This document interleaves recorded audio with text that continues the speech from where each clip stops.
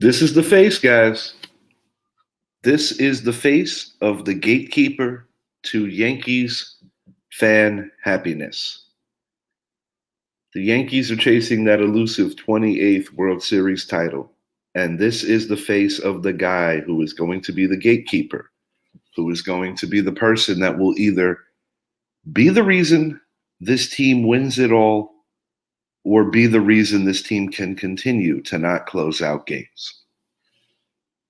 Last night's 7-4 debacle marked the 12th time that this man, Clay Holmes, who ironically was an American League All-Star this year, blew an American League and Major League leading 12th save potential. Potential save. 12th time this year, this man has blown a save. There were rumors that the Yankees would add another closer. Some of the things you can't control, like an injury when you hit a wall, things of that nature. But this is a steady problem that the New York Yankees have ignored all season long. And yesterday stings. You lose first place. Now, granted, it's only a half game, and for the better part of 6 weeks, the Orioles and Yankees have been trading first and second place in the East. I beg to question if Yankee fans even necessarily want to win this division given their horrendous home record versus their terrific road record.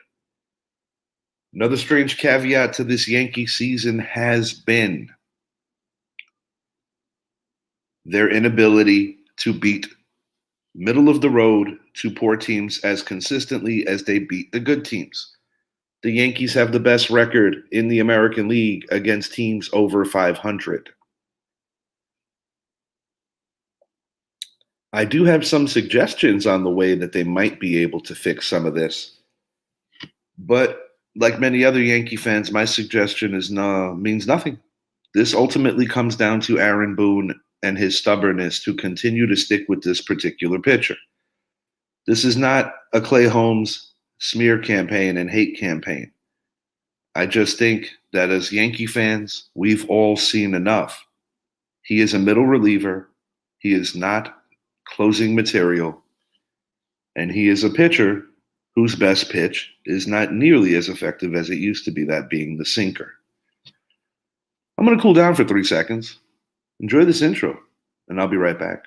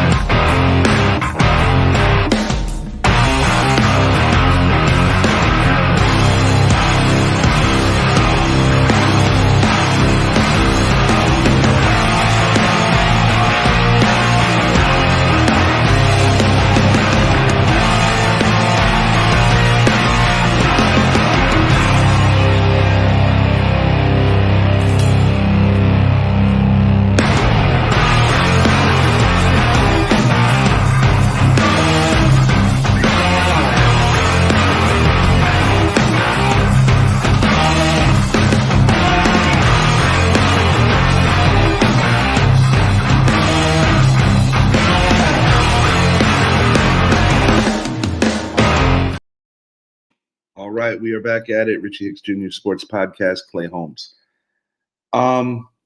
Let's back it up about 2 months. Earlier in the season, I was a little more patient.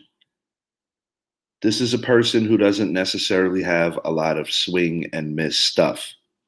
His best pitch over the course of his Yankee career anyway has been his sinker, mixed in with a decent slider. This year, too much wood to too much baseball. I have made excuses for him when his defense has let him down. Highlighted in a game earlier in the year, just before the break against the Baltimore Orioles, a game where the Yankees had a great opportunity to sweep the Baltimore Orioles. A 7-game win streak was snapped earlier in the year because of poor defense against the Kansas City Royals. You know, it's not always on the closer. But the bottom line is this New York Yankees team did not do what they had to do to upgrade the closing position. When you made the deal to acquire Juan Soto from the San Diego Padres, you got rid of Michael King, who is now starting. Wandy Peralta is no longer a Yankee. He went elsewhere. He was not the end-all be-all answer, but he pitched well in pressure situations. Former closer Aroldis Chapman is pitching better and kind of finding himself, so to speak.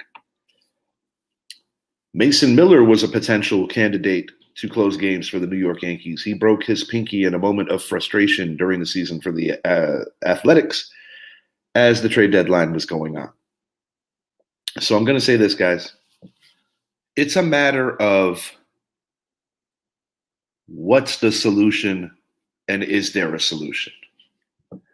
And the best thing I could say for Yankee fans, I believe it would be beneficial for the New York Yankees to consider a committee approach closing games moving forward. And you have potentially 2 to 3 guys that should be given the first look. My first candidate is Luis Gil. Why Luis Gil when he is a starter? Well, for one, in the postseason, your rotation shrinks, where you go with your top 3. And while Gil may be deemed one of the top 3 in this rotation, he has swing and miss stuff. He has electric velocity on his fastball. The bottom line is the Yankees need to put guys with swing and miss stuff as the closers. In addition to his sinker not being as good as it used to be, another issue with Clay Holmes has literally been the walks, the self-inflicted wounds that this guy puts himself and his teammates in. I have been all over the place about, I guess you could say, my indifference to manager Aaron Boone. There's an old saying that in the American League, you don't really manage until the 7th inning. That might not hold as true now that both leagues carry a designated hitter. But when I look at some of the managerial blunders that consistently happen and how there is a legitimate stubbornness with Aaron Boone, I understand that you want your players to know you believe in them. I understand that you can't just throw people in the garbage when they're going through slumps. But this has been a problem that pitching coach Matt Blake, the bullpen coaches, pretty much everybody has not been able to fix this Clay Holmes problem. And in the playoffs, you don't have a lot of tomorrows.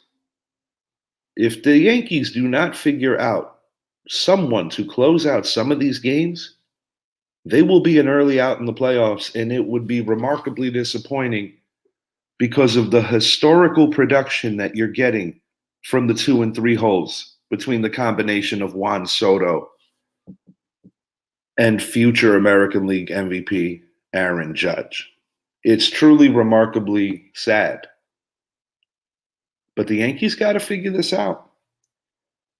You can't be blowing games to a team that is basically midway onto vacation already talking about the World Series defending champion Rangers. The Rangers have had a year to forget, mainly due to injury. Now, it takes pride and professionalism to want to be a spoiler and continue to play through, so I commend the Rangers for that. But the bottom line is, these are games the Yankees have to win. I say to myself, 6 blown saves. If he was even 50% on that blown save clip, the Yankees are looking at a 5-game lead with only a few weeks left in the season. But I do want to make one last point before I move it along. I am not sweating the division for one simple reason. The Yankees are a much better road team this year. On to the Kansas City Royals. We're going to talk about their slump and why, if I'm a Royals fan, I am not panicking. For one, this is a team that no matter how this plays out, in my eyes, is truly ahead of schedule. The Kansas City Royals have come such a long way in such a short amount of time. And then you think about a reclamation project like a Seth Lugo, who had a rough go in previous stops or just was flat out given up on. You're talking about an American League Cy Young candidate. Bobby Witt Jr., in my opinion, the best shortstop of players in the league 3 years or less. Quite frankly, possibly just the best shortstop, period. Bobby Witt Jr. has been nothing short of sensational. He steals a ton of bags. He hits for average. He hits for power. And he's just a great player that you want your league to push and endorse, similar to an Aaron Judge, similar to a Shohei Ohtani, similar to a Juan Soto. Bobby Witt Jr. is a total package. I think part of this slump is predicated off of fatigue. And I also think that part of this slump is predicated off of just running into some hot teams at the wrong time, the hottest one being the Houston Astros. Now, I want to ask the viewers this: why we hate the Astros and why the Astros are so good. The hate part's easy. When teams are constantly in the thick of things and there is a legitimate amount of success, we as fans either love them if we're in the fan base, or we hate them because we're tired of constantly seeing them. We know about the trash cans. We know about the buzzers. We know about the AJ Hinch suspension. AJ now manages the Detroit Tigers, has them going in the right direction. The incomparable Dusty Baker won his first World Series a couple of years ago to carve out a phenomenal Hall of Fame career. He kind of put some class back on the Astros after the scandals. This is a team that dodged the big bullet of having to face all the fan bases that hate them when their scandal was at its height due to the unforeseen pandemic of 2020. My bottom line with this team, though, and why they are so good is because they keep filtering in talent. The Astros have built quite the culture. This is a team that last year, one game, one win removed from a potential World Series berth. They won the World Series the previous year. This is a team that through about 60 to 70 games looked like they really had no hope to so much as even sniff a playoff berth. And Joe Espada, who took over for Dusty Baker, now has these guys playing at an extremely high level. You have a 30 home run guy. You have two guys hitting over 300, possibly three if Altuve gets his average up just a few points. You have a future Hall of Famer in a Justin Verlander who might be able to turn it on one last time in these playoffs. To put it ever so bluntly, the Houston Astros are not a team that anyone should want to play right now. And as much as I despise that organization, I have no choice but to give them nothing but deserved credit. And sadly, in the words of Pedro Martinez, they have been the daddy of the New York Yankees. Giants 100. As many of you know, the New York Football Giants, my favorite team, will be opening the season against the Minnesota Vikings in MetLife Stadium. This is the 100th season of this very iconic franchise. I'm still not quite sure what I think about this gear for week one, but quite frankly, I don't care if they're wearing garbage bags as long as they start getting back to their winning ways and bringing back Giants pride. It takes a little time to get used to these. They're only going to be wearing them for one Sunday, which is the first Sunday of the season. Having said that, I like them enough to cop one, so I probably will. This segment is not about fashion or the New York Giants football gear, just making a mention. This segment is about the list that was released recently of the Giants 100 players and how they are ranked. To no one's surprise, the legendary Lawrence Taylor, number 56, universally viewed as the greatest defensive player in the history of the NFL, was at number one. But where I think people got in their feelings to a level or were just upset was that another great Giant was down at number 8, and that Giant's name is Eli Manning. As many of you know, Eli Manning is up for his first crack at the NFL Hall of Fame, the Pro Football Hall of Fame. Eli delivered this organization 2 Super Bowl victories, winning the MVP both times, and both times defeating the legendary combo of Bill Belichick, as well as Tom Brady. But I do want to make an honest point as to why I'm okay with Eli being 8th on this list. And I also want to make it clear that Eli is literally my favorite, not just Giants quarterback, but all-time NFL quarterback. I said my favorite, not best. Well, for one, the New York Football Giants are an iconic organization for a lot of things that happened even pre-merger. Roosevelt Brown, arguably the greatest lineman in the franchise's history. I don't even think it's that arguable. He's the greatest lineman, offensive lineman in the franchise's history. The only name in front of Eli that I might have an issue with is Mel Hein. And I don't have anything against Mel Hein, but Mel Hein played in an NFL that was still segregated. I have no problem with Emlyn Tunnell being above Eli Manning. He is the first African American to be inducted into the Pro Football Hall of Fame, and he is number 2 all time in league history in interceptions. Michael Strahan was ranked ahead of Eli Manning. I don't have a problem with that either.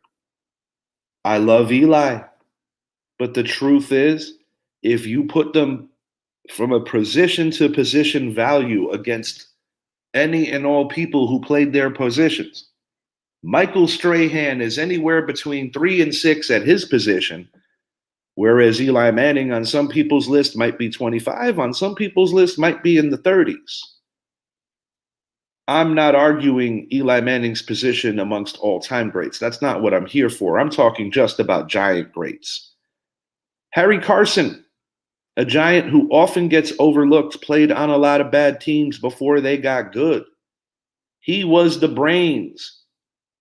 He was the machine in that crunch bunch. Lawrence Taylor was phenomenal. We know all about him. Carl Banks, Brad Van Pelt. But Harry Carson was the brains of the operation. He was the middle linebacker. He was the Mike. He was the guy that was the quarterback of the defense during the New York Giants' first ever Super Bowl victory. And to be frank, a member of the New York Giants' greatest team in the Super Bowl era. Frank Gifford is iconic, truly iconic. The late Frank Gifford is ranked ahead of Eli Manning as well.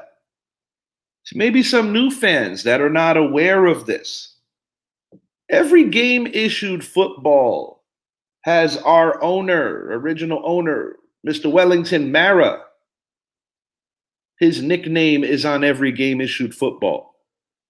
So when people ask, why is Eli ranked behind some of these men? It's because some of those men are the reason why the New York Giants became an iconic organization to begin with. You're going back to the Yankee Stadium days. You're talking about the sneakers game. You're talking about just the greatest game ever played in Yankee Stadium against the Baltimore Colts. This is an organization that cyclically has been a few hairs over 500, if we're being completely honest. But this team has had a propensity in every era rising to the occasion. winning a Super Bowl each of the last 4 decades. Right now, they're in a point of transition. This season could give the fan base a lot of hope. This season could also push management ownership into a bigger rebuild yet again. Time will be revealed on that. One thing I will say, and I'm going to elaborate on it tonight on our Week 1 NFL preview. If the New York Football Giants do not beat the Minnesota Vikings this week, it is classic, concisive evidence that this is going to be a very long season. But one thing I will say is that I absolutely love this organization, and part of being a fan is just embracing the whole ride. I'm going to talk about 10 Giants, my personal top 10. Everybody has their own top 10, and I'm okay with that. At 1, they have it right. We all knew it. It's Lawrence Taylor. Undeniably Lawrence Taylor. At 2, I would go Roosevelt Brown, Rosie Brown, number 2. At 3, my personal pick would be number 92, Michael Strahan. At 4, I would have the aforementioned Harry Carson. Eli would plug in at 6 behind Frank Gifford. At 7, a lot of guys you could name. I would probably go with Sam Huff. Old school Giants. Lombardi defensive coordinator driven Giants. You'd go in old school now. Emlyn Tunnell would follow Huff. Then I would probably close it out with Phil Simms. And a guy who I think was very much so ahead of his time, but doesn't get enough credit because the league is so much different now. Talking about Mr. Mark Bavaro. Like him, love him, hate him, indifferent to him. Tiki Barber, in my opinion, is the greatest running back in this iconic organization's history. Big part of Giants' success has always been their linebackers. So I'm thinking about guys like Jesse Armstead from the 2000 Giants. I'm thinking about guys like Carl Banks, who won 2 alongside Lawrence Taylor. Those guys definitely have to get credence. We talk about the advent of the passing game. Can't talk about that and can't talk about old school receivers if you don't talk about Homer Jones. Homer Jones has his place. And while Franz Harkington played 4 Super Bowls for the Minnesota Vikings, he was a hell of a quarterback, even though he played on some bad Giant teams. In 100 years, you have so many different eras to pick from. One thing I will say is that the greatest Giants head coach, in my personal opinion, is still the tuna Bill Parcells, followed narrowly by one of his assistant coaches who ultimately became the head coach after taking the BC and Jacksonville Jaguars jobs. I, of course, am talking about Tom Coughlin. He and Parcells have all the hardware for the Super Bowl eras. Very proud organization. 100 years. And it's going to be fun celebrating during the course of the year the history of this very proud organization. Tonight's show, 10 p.m., we're going to be making our picks for week 1. We're going to be giving you guys the goods on some fantasy plays that we like and some matchups to keep your eyes on the field that can sway some of these 50-50 games. I hope you all have a great day, and I look forward to seeing you tonight. I'm Richie for my show, the Richie Hicks Jr. Sports Podcast, and I am out for now. Enjoy your day, everyone, and please be safe and make good choices.